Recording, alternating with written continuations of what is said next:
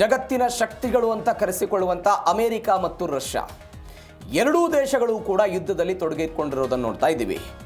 ಒಂದು, ಅಮೆರಿಕ ಇರಾನ್ನ ವಿರುದ್ಧ ಯುದ್ಧ ಮಾಡ್ತಾ ಇದ್ದರೆ ರಷ್ಯಾದ ಅಧ್ಯಕ್ಷ ಪುಟಿನ್ ಉಕ್ರೇನ್ ವಿರುದ್ಧ ಯುದ್ಧ ಮಾಡ್ತಾ ಇದ್ದಾರೆ. ಅಮೆರಿಕ ಫೆಬ್ರವರಿಯಿಂದ ಇರಾನ್ ವಿರುದ್ಧ ಯುದ್ಧ ಮಾಡ್ತಾ ಇದ್ದರೆ ಕಳೆದ ಹೆಚ್ಚು ಕಡಿಮೆ 5 ವರ್ಷದಿಂದ ಪುಟಿನ್ ಅವರು ಉಕ್ರೇನ್ ವಿರುದ್ಧ ಯುದ್ಧ ಮಾಡ್ತಾ ಇದ್ದಾರೆ. ಹಾಗಾದರೆ ಉಭಯ ದೇಶಗಳ ನಡುವೆ ಫಲಿತಾಂಶಗಳು ಏನಾಗ್ತಾ ಇದೆ ಅನ್ನೋದ್ರ ಬಗ್ಗೆ ದೊಡ್ಡ ಮಟ್ಟದ ಚರ್ಚೆ ಆಗ್ತಾ ಇದೆ. ಅದು ರಷ್ಯಾ ಉಕ್ರೇನ್ ವಿರುದ್ಧ ಯುದ್ಧ ಮಾಡಿದರೆ ಅವರು ಯಾರಿಗೆ ಸಪೋರ್ಟ್ ಬರ್ತಾರೆ, ಇರಾನ್ ವಿರುದ್ಧ ಯುದ್ಧ ಮಾಡಿದರೆ ರಷ್ಯಾ ಮತ್ತು ಚೀನಾ ಏನು ಮಾಡುತ್ತೆ ಅನ್ನೋದು ಸದ್ಯಕ್ಕಿರುವಂತಹ ಕುತೂಹಲ. ನಾನು ಅನೇಕ ಬಾರಿ ಚರ್ಚೆ ಮಾಡಿದ್ದೀನಿ. ನೀವು ಅಮೆರಿಕಾದವರು ಇರಾನ್ ವಿರುದ್ಧ ಯುದ್ಧ ಮಾಡಿದರೆ ಇರಾನ್ಗೆ ಸಹಾಯವಾಗಿ ಬರೋರು ಯಾರು?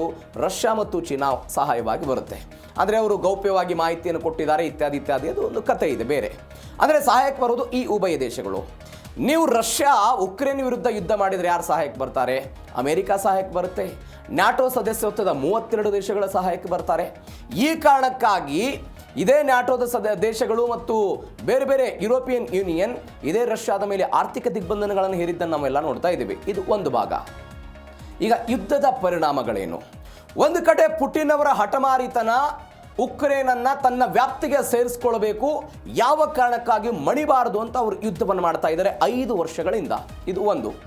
ಎರಡನೇದ್ದು, ಇರಾನ್ ಯಾವ ಕಾರಣಕ್ಕೂ ಪರಮಾಣನ್ನು ಹೊಂದಬಾರದು ಮಧ್ಯಪ್ರಾಚ್ಯದಲ್ಲಿ ಅಂತ ಅಮೆರಿಕಾದ ಬಯಕೆ. ಈ ಅಮೆರಿಕಾದ ಬಯಕೆಯ ಹೊರತಾಗಿಯೂ ಕೂಡ ಇರಾನ್ ಮಾತ್ರ ಜಗ್ತಾ ಇಲ್ಲ, ಬಗ್ತಾ ಇಲ್ಲ. ಆದರೆ ಅಮೆರಿಕಾದ ಅಧ್ಯಕ್ಷರೇ ಇರಾನ್ನ ಜೊತೆಗೆ ಮಾತುಕತೆ ನಡೆಸಿ ಅವರನ್ನು ಸಂಧಾನಕ್ಕೆ ಕರೆದುಕೊಂಡು ಬರೋ ಪ್ರಯತ್ನವನ್ನು ಮಾಡ್ತಾ ಇದ್ದಾರೆ. ಅಂದರೆ ನಾವು ಗಮನಿಸಬೇಕಾದಂತಹ ಸಂಗತಿ ಅಂತ ಹೇಳಿದ್ರೆ, ದೈತ್ಯ ಶಕ್ತಿಗಳಾಗಿರುವಂತಹ ಉಭಯ ದೇಶಗಳು ಯುದ್ಧವನ್ನು ನೋಡ್ತಾ ಇರುವಂತಹ ರೀತಿ ಇದು. ಟ್ರಂಪ್ ಮೊದಲು ಹೇಳಿದ್ರು ನಾವು ಇರಾನನ್ನು ನಕ್ಷೆಯಿಂದಲೇ ಅಳಿಸಿ ಹಾಕ್ಬಿಡ್ತೀವಿ ಅಂತ. ಇವತ್ತು ಅವರ ವರಸೆ ಬದಲಾಯಿತು, ಮಾತುಕತೆ ಅಂತೆಲ್ಲ ಬಂದರು. ಮಾತುಕತೆ ಅಂತ ಆದ ನಂತರ ಒನ್ಸ್ ಅಗೇನ್ ಇರಾನ್ ವಿರುದ್ಧ ಮಾತಾಡ್ತಾ ಇದ್ದಾರೆ. ಏನಿದೆ ಹಾಗಾದರೆ ರಷ್ಯಾ ಉಕ್ರೇನ್ ವಿರುದ್ಧ ಯುದ್ಧ? ಯಾವ ಕಾರಣಕ್ಕಾಗಿ ನ್ಯಾಟೋ? ರಷ್ಯಾ ಯಾಕೆ ಉಕ್ರೇನ್ ವಿರುದ್ಧ ಯುದ್ಧ ಮಾಡ್ತಾ ಇದೆ?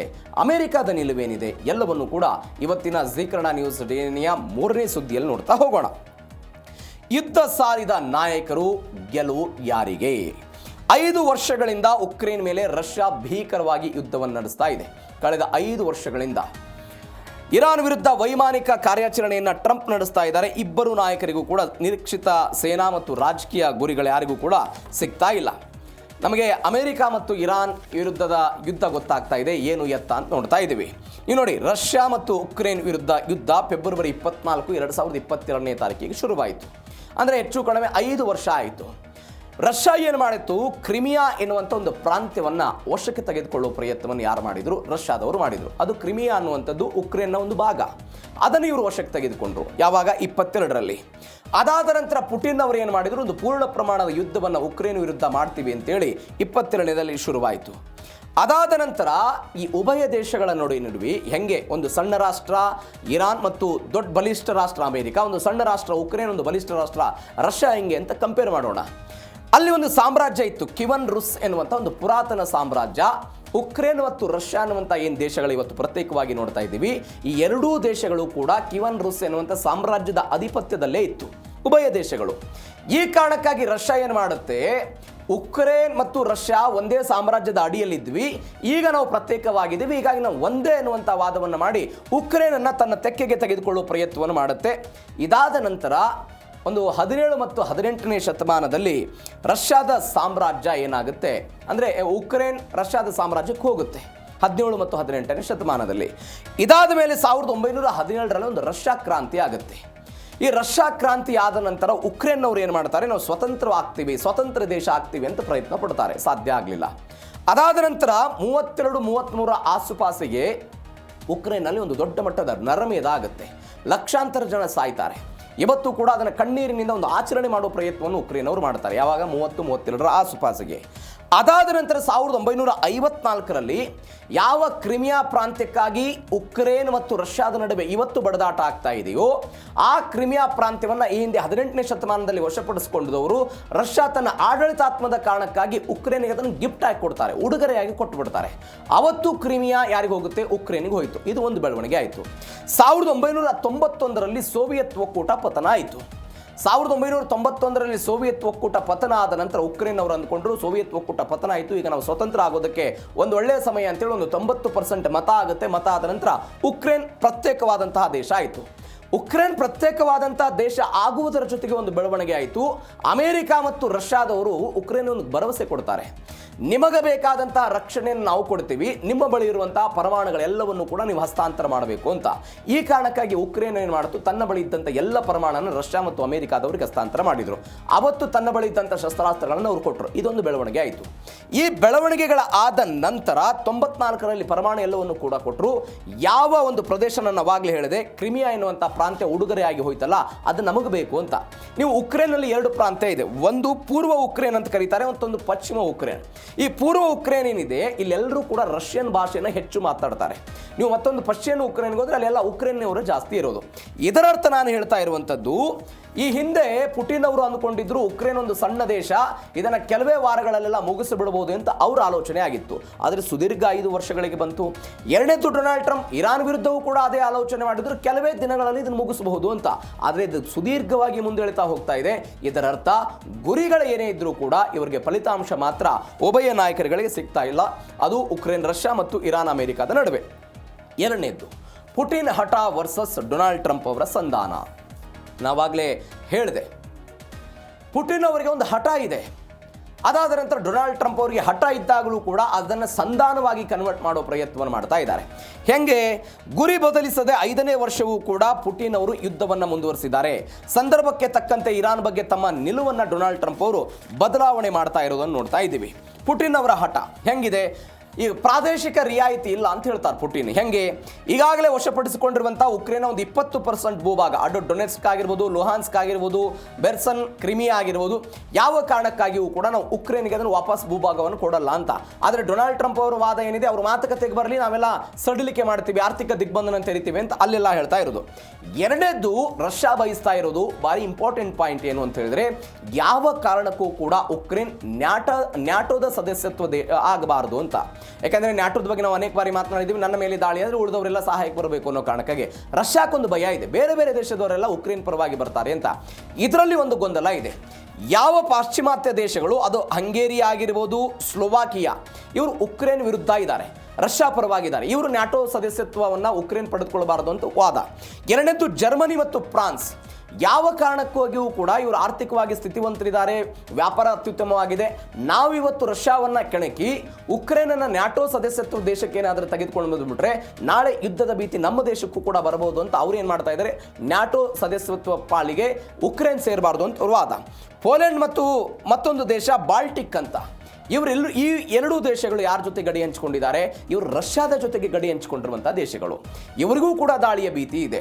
ಹೀಗಾಗಿ ಅವ್ರು ಏನು ಹೇಳ್ತಾ ಇದ್ದಾರೆ, ಇಲ್ಲ ಉಕ್ರೇನನ್ನು ಕೂಡ ನ್ಯಾಟೋ ಸದಸ್ಯತ್ವ ದೇಶಕ್ಕೆಲ್ಲ ಸೇರಿಸಬೇಕು ಅಂತ. ಬಟ್ ರಷ್ಯಾದ ಅಧ್ಯಕ್ಷ ಪುಟಿನ್ ಅವರ ಉದ್ದೇಶ ಏನು, ಯಾವ ಕಾರಣಕ್ಕಾಗಿಯೂ ಕೂಡ ಉಕ್ರೇನ್ ನ್ಯಾಟೋ ಸದಸ್ಯತ್ವವನ್ನು ಹೊಂದಬಾರದು ಅಂತ ಒಂದು ಗಟ್ಟಿ ನಿಲುವನ್ನು ತಾಳೋ ಪ್ರಯತ್ನವನ್ನು ಮಾಡ್ತಾ ಇದ್ದಾರೆ. ನೀವಿದರ ವೈಸ್ ವರ್ಸ ಡೊನಾಲ್ಡ್ ಟ್ರಂಪ್ ಅವರು ವಿಚಾರಕ್ಕೆ ಬರೋದಾದರೆ, ಪಾಕಿಸ್ತಾನದಲ್ಲಿ ಮಾತುಕತೆ ನಡೆಸಿದ್ರು, ಮತ್ತೊಂದು ದೇಶದ ಮುಖಾಂತರ ಮಾತುಕತೆಗಳಾಯಿತು, ಸ್ವಿಟ್ಜರ್ಲ್ಯಾಂಡ್ನಲ್ಲಿ ಒಪ್ಪಂದ ಅಂತ ಹೇಳಿದ್ರು, ಒಮಾನ್ ಮಧ್ಯಸ್ಥಿಕೆ ವಹಿಸೋದನ್ನು ಪ್ರಯತ್ನ ಪಟ್ಟರು. ನೀವು ಮಾತುಕತೆಗೆ ಬರದೇ ಇದ್ದರೆ ನಾವು ನಿಮ್ಮ ಮೇಲೆ ದಾಳಿ ಮಾಡ್ತೀವಿ ಅಂತ ಹೇಳಿದ್ರು. ಅವರನ್ನೇ ಪದೇ ಪದೇ ಪುನರಪಿ ಕರೆಯುವ ಪ್ರಯತ್ನವನ್ನು ಮಾಡಿದ್ರು. ಅದಾದರೆ ನಿಮಗೆ ಬರ್ಬೋದಂತ $300 ಬಿಲಿಯನ್ ಹಣವನ್ನು ಕೊಡ್ತೀವಿ ಅಂತ ಹೇಳಿದ್ರು. ನಿಮ್ಮ ಏನೇನು ಹಣ ನಮ್ಮಲ್ಲಿ ಸಿಕ್ಕಾಕೊಂಡಿದೆ ಅದನ್ನು ಪುನರಪಿ ನಿಮಗೆ ಕೊಡ್ತೀವಿ ಅಂತ ಹೇಳಿದ್ರು. ಬೇರೆ ಬೇರೆ ದೇಶಗಳ ಮುಖಾಂತರ ಮೂಲಸೌಕರ್ಯಗಳನ್ನು ಅಭಿವೃದ್ಧಿ ಮಾಡ್ತೀವಿ ಅಂತ ಹೇಳುವ ಪ್ರಯತ್ನವನ್ನು ಮಾಡಿದರು. ಇದರ ಅರ್ಥ ಏನು ಅಂತ ಹೇಳಿದ್ರೆ, ಡೊನಾಲ್ಡ್ ಟ್ರಂಪ್ ಅವರ ನಿಲುವು ಕ್ಷಣಕ್ಕೊಂದು ಗಂಟೆಗೊಂದು ಅಂತೆ ಬದಲಾಗ್ತಾ ಇದ್ರೂ ಕೂಡ ರಷ್ಯಾದ ಉದ್ದೇಶ ಮತ್ತು ರಷ್ಯಾದ ಪುಟಿನ್ ಅವರ ಹಠ ಮಾತ್ರ ಯಾವ ಕಾರಣಕ್ಕಾಗಿಯೂ ಕೂಡ ಬದಲಾಗ್ತಾ ಇಲ್ಲ ಅದನ್ನ ನಾವಿಲ್ಲಿ ಗಮನಿಸಬೇಕಾದಂತಹ ಸಂಗತಿ. ಮತ್ತೊಂದು ಬೆಳವಣಿಗೆ ಏನು ಅಂತ ಹೇಳಿದ್ರೆ, ಪುಟಿನ್ಗೆ ಯುದ್ಧದ ಒತ್ತಡವೇ ಸಾಧನ ಆಗಿದೆ. ನಾವು ಇದೇ DNA ನೋಡಿದ್ದೀವಿ. ರಷ್ಯಾ ಯಾಕೆ ಭಾರತಕ್ಕೆ ಕಡಿಮೆ ದರದಲ್ಲಿ ತೈಲವನ್ನು ಕೊಡುತ್ತೆ, $60 ದಾಟಬಾರದು ಅಂತ ಪಾಶ್ಚಿಮಾತ್ಯ ದೇಶಗಳೆಲ್ಲ ಆರ್ಥಿಕ ದಿಗ್ಬಂಧನಗಳನ್ನೇ ಇರಿದೆ. ಈಗ ಕೊಡ್ತಿದ್ದಾರೆ ಅವರು. ಈಗ ಯಾರಿಗೆ ಪುಟಿನ್ ಅವ್ರಿಗೊಂದು ಆಲೋಚನೆ ಬಂದಿದೆ, ಏನು, ಯುದ್ಧ ನಿಲ್ಲಿಸಿದ್ರೆ ಪಶ್ಚಿಮ ರಾಷ್ಟ್ರಗಳಿಂದ ನಮಗೆ ಲಾಭ ಸಿಗಲ್ಲ ಅನ್ನುವಂಥದ್ದು ಒಂದು ಖಾತ್ರಿ ಇರೋದು. ಸಂಧಾನದ ಈ ಏನು ಅಸ್ತ್ರ ಇದೆ ಅದನ್ನು ನಾವು ಕಳೆದುಕೊಳ್ತೀವಿ, ರಷ್ಯಾದ ಮೇಲಿರುವಂಥ ಆರ್ಥಿಕ ದಿಗ್ಬಂಧನಗಳು ಸಂಪೂರ್ಣವಾಗಿ ತೆರವುಗೊಳಿಸಲ್ಲ, ಅದೆಲ್ಲ ಪುಟಿನ್ ಅವ್ರಿಗೆ ಗೊತ್ತಿದೆ. ಹೀಗಾಗಿ ಈ ನಿರ್ಬಂಧಗಳೇನಿದೆ ಇದು ಇದ್ರೂ ಕೂಡ ಪರವಾಗಿಲ್ಲ, ನನ್ನ ಯುದ್ಧ ಮುಂದುವರಿಯಲಿ, ನನ್ನ ಗುರಿ ಏನಿದೆ ಅದನ್ನು ನಾವೆಲ್ಲ ತೆಗೆದುಕೊಂಡು ಹೋಗಬೇಕು ಅಂತ. ಪುಟಿನ್ ಯುದ್ಧವನ್ನು ನಿಲ್ಲಿಸದೇ ಇರೋದಕ್ಕೆ, ಪಶ್ಚಿಮ ದೇಶಗಳ ಒಪ್ಪಂದವನ್ನು ನಂಬದೇ ಇರೋದಕ್ಕೆ. ಇವತ್ತು ಹೇಗೆ ಇರಾನ್ ಅಮೆರಿಕಾವನ್ನು ನಂಬೋದಕ್ಕೆ ಸಾಧ್ಯ ಆಗ್ತಾ ಇಲ್ಲ, ಇಲ್ಲ, ಯಾಕಂದರೆ 18ರ ಒಪ್ಪಂದದಿಂದ ಹೊರಗಡೆ ಅದೇ ರೀತಿಯಾಗಿ ಈ ಬೇರೆ ಬೇರೆ ದೇಶಗಳ ಮಧ್ಯಸ್ಥಿಕೆಯಲ್ಲಿ ಇಸ್ರೇಲ್ ಮತ್ತು ಉಕ್ರೇನ್ ನಡುವೆ ಒಂದು ಒಪ್ಪಂದ ಆಯಿತು. 2014 ಮತ್ತು 15ರಲ್ಲಿ ಉಕ್ರೇನ್ ಸಂಘರ್ಷವನ್ನು ತಡೆಯುವಂತಹ ಕಾರಣಕ್ಕಾಗಿ ಫ್ರಾನ್ಸ್ ಮತ್ತು ಜರ್ಮನಿಯ ಮಧ್ಯಸ್ಥಿಕೆಯಲ್ಲಿ ಮಿನ್ಸ್ಕ್ ಎನ್ನುವಂಥ ಒಂದು ಒಪ್ಪಂದ ಆಗುತ್ತೆ. ಮಿನ್ಸ್ಕ್ ಎನ್ನುವಂಥ ಒಂದು ಒಪ್ಪಂದ, ಈ ಒಪ್ಪಂದ ಆಗಿ ಇತ್ತೀಚೆಗೆ ಜರ್ಮನಿಯ ಒಬ್ಬ ಮಾಜಿ ಚಾನ್ಸಲರ್ ಎಂಜೆಲಾ ಮರ್ಕೆಲ್ ಮತ್ತು ಫ್ರಾನ್ಸ್ನ ಅಧ್ಯಕ್ಷರು ಒಂದು ಹೇಳಿಕೆ ಕೊಟ್ಟರು. ಅವರು ಕೊಟ್ಟಂಥ ಹೇಳಿಕೆ ಭಾರಿ ಇಂಪಾರ್ಟೆಂಟು. ಅವರು ಹೇಳ್ತಾರೆ, ಈ ಒಪ್ಪಂದವನ್ನು ನಾವು ಯಾಕೆ ಮಾಡ್ಕೊಂಡ್ವಿ ಅಂತ ಹೇಳಿದರೆ ಕೇವಲ ಉಕ್ರೇನ್ಗೆ ರಷ್ಯಾದ ವಿರುದ್ಧ ಸೈನ್ಯವನ್ನು ಬಲಪಡಿಸೋದಕ್ಕಾಗಿ ಒಂದು ಸಮಯಾವಕಾಶ ಬೇಕಾಗಿತ್ತು. ಆ ಸಮಯಾವಕಾಶವನ್ನು ಕೊಡೋದಕ್ಕಾಗಿ ನಾವು 14 ಮತ್ತು 15ರಲ್ಲಿ ಈ ಒಪ್ಪಂದವನ್ನು ಮಾಡ್ಕೊಂಡ್ವಿ ಅಂತ. ಇದರ ಅರ್ಥ ಏನು? ನಮ್ಮ ಸಪೋರ್ಟ್ ಯಾರಿಗಿದೆ? ಉಕ್ರೇನ್ಗಿದೆ. ಅವರು ನಿಮ್ಮ ವಿರುದ್ಧ ಹೋರಾಟ ಮಾಡಬೇಕು, ಯುದ್ಧ ಮಾಡಬೇಕು, ಅದಕ್ಕಾಗಿ ಶಸ್ತ್ರಾಸ್ತ್ರಗಳ ಸಂಗ್ರಹಣೆ, ಸೈನಿಕರ ಬಲವರ್ಧನೆ ಆಗಬೇಕು, ಒಂದು ದೇಶವಾಗಿ ತಯಾರಾಗಬೇಕು. ಆ ತಯಾರಾಗೋದಕ್ಕೆ ಒಂದು ಟೈಮ್ ಬೇಕಾಗುತ್ತೆ, ಒಂದು ಸ್ವಲ್ಪ ಸಮಯಾವಕಾಶ ಬೇಕಾಗುತ್ತೆ. ಆ ಸಮಯಾವಕಾಶವನ್ನು ತೆಗೆದುಕೊಳ್ಳೋದಕ್ಕೆ ಈ ಒಪ್ಪಂದವನ್ನು ಮಾಡಿಕೊಂಡ್ವಿ ಅಂತ. ಇದು ಪುಟಿನ್ ಅವರಿಗೆ ಗೊತ್ತಿದೆ. ಇವತ್ತು ನಾನು ಯುದ್ಧವನ್ನು ನಿಲ್ಲಿಸಿದ್ರೆ ಒನ್ಸ್ ಅಗೇನ್ ಮೋಸಕ್ಕೆ ಹೋಗ್ತೀನಿ ಎನ್ನುವಂಥ ಆಲೋಚನೆ ಅವರ ಬಳಿ ಇರೋ ಕಾರಣಕ್ಕಾಗಿ ಇದೀಗ ಅವರು ಹೇಳ್ತಾ ಇದ್ದಾರೆ. ಮತ್ತೊಂದು, ಯಾವ ಅಮೆರಿಕ ಇರಾನ್ನ ಮೇಲೆ ಮತ್ತು ಕ್ಯೂಬಾದಂತಹ ದೇಶಗಳ ಮೇಲೆ ಆರ್ಥಿಕ ದಿಗ್ಬಂಧನಗಳನ್ನು ಅನೇಕ ದಶಕಗಳಿಂದ ವಿಧಿಸಿದೆಯಲ್ಲ, ಇವತ್ತಿನವರೆಗೂ ತೆರವು ಮಾಡೋ ಪ್ರಯತ್ನವನ್ನು ಮಾಡ್ತಿದೆಯಾ? ಸಾಧ್ಯ ಇಲ್ಲ. ಈಗ ಪುಟಿನ್ ಅವರಿಗೆ ಅನ್ನಿಸ್ತಾ ಇದೆ, ನಾನು ಇವರ ಮಾತುಗಳನ್ನು ಕೇಳಿಕೊಂಡು ಕದನ ವಿರಾಮದ ಕಾರಣಕ್ಕಾಗಿ ನಾನು ಏನಾದರೂ ಒಪ್ಪಿಕೊಂಡು ಬಿಟ್ರೆ ನನ್ನ ಮೇಲಿರುವಂಥ ಆರ್ಥಿಕ ದಿಗ್ಬಂಧನ ಇವರೇನು ತೆರೆಯೋದಿಲ್ಲ, ನನ್ನ ತೈಲ ಏನು ಹೆಚ್ಚಿನ ಬೆಲೆಗೇನು ಮಾರಾಟ ಆಗಲ್ಲ, ಹೀಗಾಗಿ ಬೇಡ, ನನ್ನ ಗುರಿಯನ್ನು ಸಾಧಿಸೋಣ ಅಂತ ಅವರ ಆಲೋಚನೆ ಇದೆ. ಹೀಗಾಗಿ ಯುದ್ಧವನ್ನೇ ಅಸ್ತ್ರವನ್ನಾಗಿ ಮಾಡಿಕೊಂಡು ಅವರು ಹೋರಾಟ ಮಾಡೋ ಪ್ರಯತ್ನವನ್ನು ಮಾಡ್ತಾ ಇದ್ದಾರೆ. ಮತ್ತೊಂದು ಬದಲಾದ ಟ್ರಂಪ್ ಗುರಿ, ಸಂಕಷ್ಟದಲ್ಲಿ ಅಮೆರಿಕ. ಇರಾನ್ ಕ್ಷಿಪಣಿ ನಾಶ ಮಾಡ್ತೀನಿ ಅಂತ ಯಾರು ಹೇಳಿದ್ರು? ಡೊನಾಲ್ಡ್ ಟ್ರಂಪ್ ಹೇಳಿದ್ರು. ಇದೀಗ ಅವರು ಹೇಳ್ತಾ ಇದ್ದಾರೆ, ಬೇರೆದ್ದೇ ರೀತಿಯಾದಂಥ ಹೇಳಿಕೆ ಕೊಡ್ತಾ ಇದ್ದಾರೆ. ಬೇರೆ ದೇಶಗಳ ಬಳಿ ಕ್ಷಿಪಣಿ ಇರುವಾಗ ಇರಾನ್ ಬಳಿ ಇರಬಾರ್ದು ಅನ್ನೋದು ಒಂದು ತಾರತಮ್ಯ, ಅದೊಂದು ವ್ಯತ್ಯಾಸ ಆಗಿಬಿಡುತ್ತೆ, ಇದು ತಪ್ಪು ಅಂತ ಅವರು ಹೇಳ್ತಾ ಇರುವಂತಹ ಮಾತದು. ತಮ್ಮ ಗುರಿಯನ್ನು ಬದಲಾವಣೆ ಮಾಡಿಕೊಂಡು ಪ್ಯಾರಿಸ್ನಲ್ಲಿ ಮಾತನಾಡಿದರು ಟ್ರಂಪು. ಬೇರೆ ದೇಶಗಳ ಬಳಿ ಬ್ಯಾಲಿಸ್ಟಿಕ್ ಕ್ಷಿಪಣಿಗಳು ಇರುವಾಗ ಇರಾನ್ ಮಾತ್ರ ಅವುಗಳನ್ನು ಹೊಂದಬಾರದು ಅನ್ನೋದು ತಾರತಮ್ಯ ಆಗಿಬಿಡುತ್ತೆ, ವ್ಯತ್ಯಾಸ ಆಗುತ್ತೆ ಅಂತ. ಈ ಬ್ಯಾಲಿಸ್ಟಿಕ್ ಕ್ಷಿಪಣಿಗಳ ವಿಚಾರದ ಬಗ್ಗೆ ಯುದ್ಧ ಶುರುವಾದಾಗ ಬ್ಯಾಲಿಸ್ಟಿಕ್ ಕ್ಷಿಪಣಿಗಳು ಈ ವೇಗದಲ್ಲಿ ಇರಾನ್ನಿಂದ ಹೋಗುತ್ತೆ ಅನ್ನೋದು ಅಮೆರಿಕ ಗೊತ್ತಿರಲಿಲ್ಲ. ಅಂದರೆ ಶತ್ರುಗಳ ಈ ಕ್ಷಿಪಣಿಗಳನ್ನು ತಡೆಯುವಂತಹ ವ್ಯವಸ್ಥೆ ಇದು. ಆ ಕಡೆಯಿಂದ ಬರ್ತಾ ಇರುವಂಥ ಎಲ್ಲವನ್ನು ಧ್ವಂಸ ಮಾಡುವಂತಹ ರಾಕೆಟ್ ಮುಖಾಂತರ ಧ್ವಂಸ ಮಾಡುವಂಥ ವ್ಯವಸ್ಥೆ. ಹೀಗಾಗಿ ಬ್ಯಾಲಿಸ್ಟಿಕ್ ಕ್ಷಿಪಣಿಗಳ ವ್ಯವಸ್ಥೆ ಈ ಮಧ್ಯಪ್ರಾಚ್ಯದ ಬೇರೆ ಬೇರೆ ದೇಶಗಳಲ್ಲಿದೆ. ಅದನ್ನು ಯಾಕೆ ಇರಾನ್ ಅವರು ಹೊಂದಬಾರದು ಅಂತ ನೀವು ಗಮನಿಸಬೇಕಾದಂಥ ಸಂಗತಿ. ಇದೀಗ ಇವರೇನು ಹೇಳ್ತಾ ಇದ್ದಾರೆ, ಈ ಹಿಂದೆ ಅಮೆರಿಕ ಏನು ಹೇಳಿತ್ತು, ಇರಾನ್ ಬಳಿ ಬ್ಯಾಲಿಸ್ಟಿಕ್ ಕ್ಷಿಪಣಿಗಳಿದ್ದರೆ ಅದು ನೇರವಾಗಿ ಇಸ್ರೇಲ್ ಮತ್ತು ಮಧ್ಯಪ್ರಾಚ್ಯದ ಭದ್ರತೆಗೆ ಧಕ್ಕೆ ಆಗುತ್ತೆ, ಹೀಗಾಗಿ ಅವರು ಬ್ಯಾಲಿಸ್ಟಿಕ್ ಕ್ಷಿಪಣಿಗಳನ್ನು ಹೊಂದಬಾರದು ಅಂತ ಅಮೆರಿಕ ಹೇಳ್ತು. ಒಂದು. ಎರಡನೇದವ್ರು ಹೇಳಿದ್ರು, ಕೇವಲ ಇದು ಶಸ್ತ್ರಾಸ್ತ್ರಗಳು ಮಾತ್ರವಲ್ಲ, ಇರಾನ್ ತಾನು ಉತ್ಪಾದನೆ ಮಾಡ್ತಾ ಇರುವಂತಹ ಪರಮಾಣು ಶಸ್ತ್ರಾಸ್ತ್ರಗಳನ್ನು ಒಂದು ಕಡೆಯಿಂದ ಮತ್ತೊಂದು ಕಡೆಗೆ ತೆಗೆದುಕೊಂಡು ಹೋಗೋದಕ್ಕೆ ಬಳಸಬಹುದಾದಂತಹ ಕ್ಷಿಪಣಿಗಳಿವು, ಹಾಗಾಗಿ ಬ್ಯಾಲಿಸ್ಟಿಕ್ ಕ್ಷಿಪಣಿಗಳನ್ನು ಅವರು ಹೊಂದಬಾರದು ಅಂತ ಯಾರು ಹೇಳಿದ್ರು? ಅಮೆರಿಕಾದವರು ಹೇಳಿದ್ರು. ಎರಡನೇದು, ಮತ್ತೊಂದು ಮುಂದುವರೆದ ಭಾಗವಾಗಿ 2015ರಲ್ಲಿ ಈ ಪರಮಾಣು ನಿಷೇಧ ಒಪ್ಪಂದ ಆಯ್ತಲ್ಲ, ಅದರಲ್ಲಿ ಒಂದು ನಿಯಮ ಇದೆ, ನಿರ್ಣಯ 2231.